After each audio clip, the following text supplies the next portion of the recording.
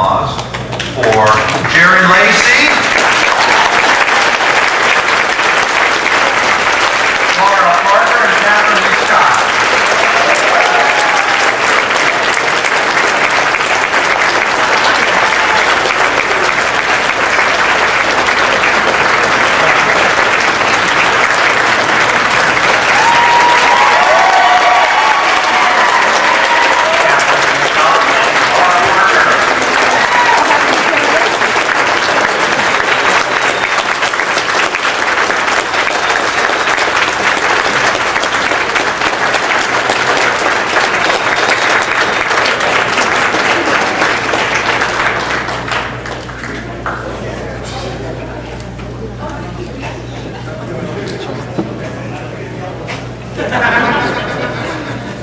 As the stars make their way to the microphones, this is another Dark Shadows Recollections panel, meaning we'll show some clips featuring our stars and ask them some of their reactions to the clips. And we'll also take questions from the audience. Remember, the microphone in the middle of the ballroom. So let's start with our first clip. Enslaved. One of your first scenes, wasn't it? That was one of your first scenes, wasn't it? It was, very, very first scene. You were tense. But you're so good. You're a wonderful actor. It's hard to do that first scene. I mean, it's not easy, right? What?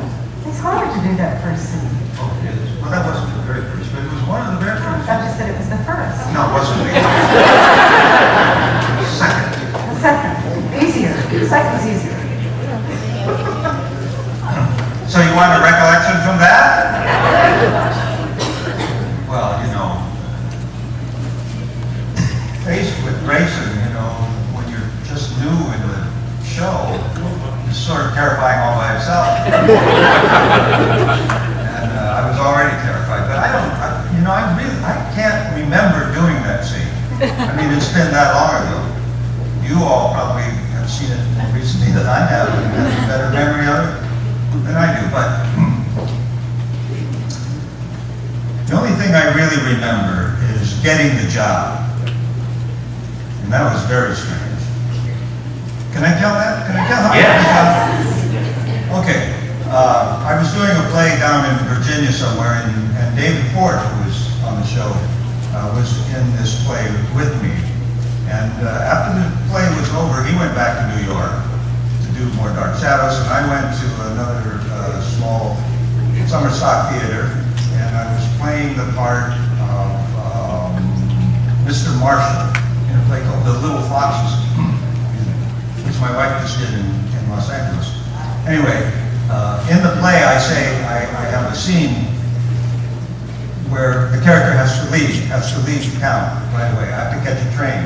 And in the meantime, David had gone to New York, told Dan Curtis that he should put me in the show. And they called me in Pennsylvania and said, come tomorrow to audition for a part. And so in order to get there on time, I had to leave actually during the play. So when Mr. Marshall said, I have to leave to catch a train, I really did have to leave. And I made it into New York, and I went to Dan Curtis's offices, and I was sat in a chair out in a hallway, I remember, and I was all by myself in this big waiting room, and there was a closed door with a lot of screaming going on inside. David Ford had a very large voice, and Dan Curtis had a large voice, and I think Bob Costello was the other person in there. It wasn't so loud, but a presence nonetheless. And I heard all of this yelling and screaming, and I thought, oh my God. And then I'm going to have to read for a part.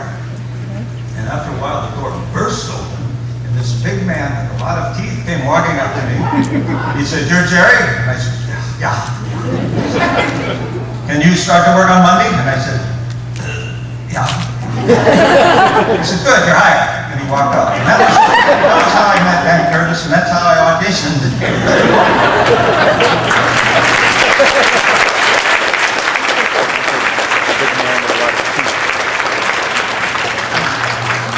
Audience, if you have a question for the stars, please make your way to the microphone in the middle of the room.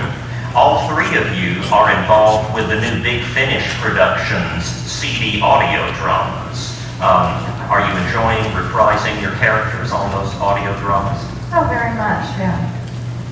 It's a strange experience because we're not really playing the characters that we were playing on Dark Shadows. They've been taken to a new dimension, which is really fun. I'm enjoying it. But it's just our voices, so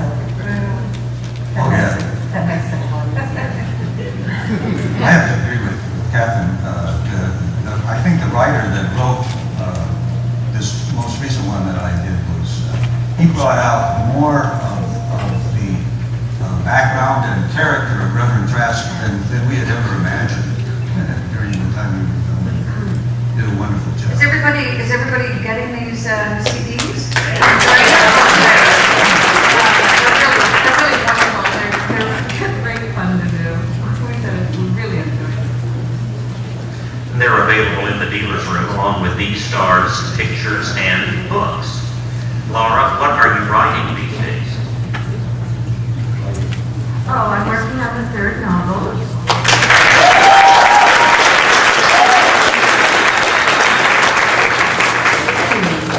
I met the editor agent from Tor yesterday, and she's very excited. And the story is about, well, 3 areas of the story, but the main one is about Flapper Liz, Elizabeth Collins, who goes back in time to her 20s, and she's a wild, crazy girl who cuts her hair and wears a short skirt and smokes cigarettes and drinks whiskey, and you never recognize her, but I think it's kind of an interesting idea.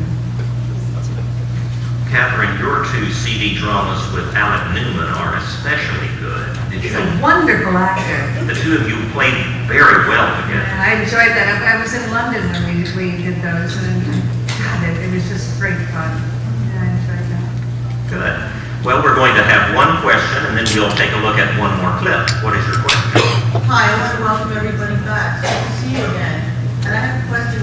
When you were filming in New York, did fans recognize you on the street, and what did they do when they saw you? What was funny recollection of that?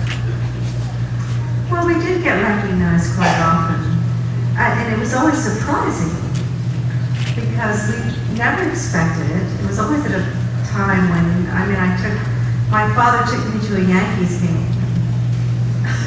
It's the last place I expected to be recognized. I took my kids to the zoo and put them on the carousel, and someone recognized. I mean, it was very flattering, and it was very surprising to be recognized. I was going to Rome for a long weekend, and I happened to mention to Joel Crothers at rehearsal the day before that I was going to go to Rome. And he surprised me the next day by showing up with a suitcase and said that he'd got a ticket on Alitalia as well. So we were taking the flight at 11 o'clock at night, and we boarded, and one of the stewardesses said, "Joe and Maggie running off together."